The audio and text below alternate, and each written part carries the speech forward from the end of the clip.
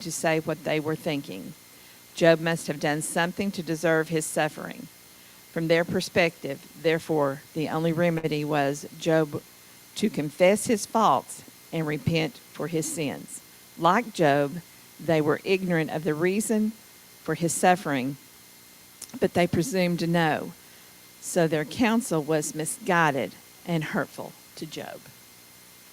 And, we've said it many times, good things happen to bad people and bad things happen to good people. So we always have a helper in Jesus that will get us through anything that we may go through. We just have to keep that in mind. And I know when we're going through something that's devastating, either physically or emotionally, that we try, but sometimes it does get hard. It does get hard. But we have to try to keep that in our mind, that we always have Jesus on our side. He will never leave us nor forsake us.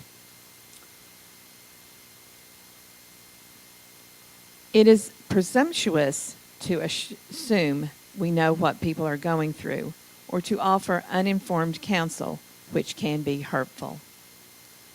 Embracing a position of grace and mercy rather than judgmentalness when people are suffering is more beneficial.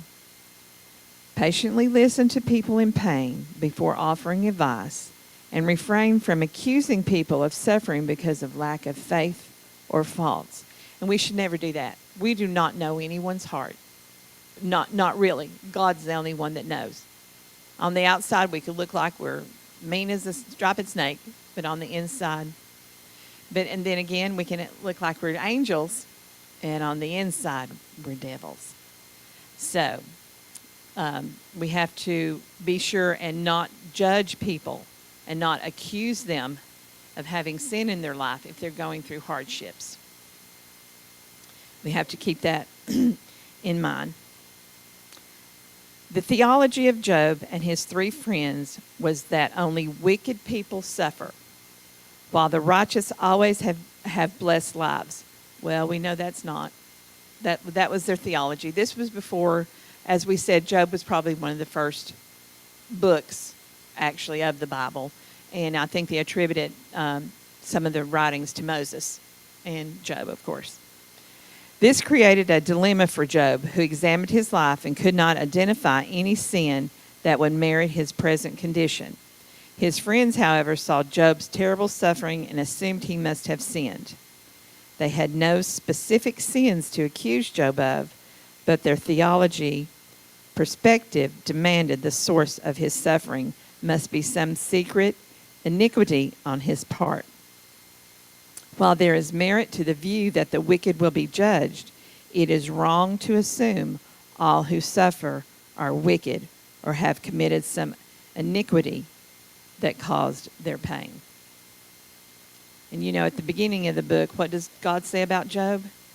He is an upright and righteous man. God said this about him.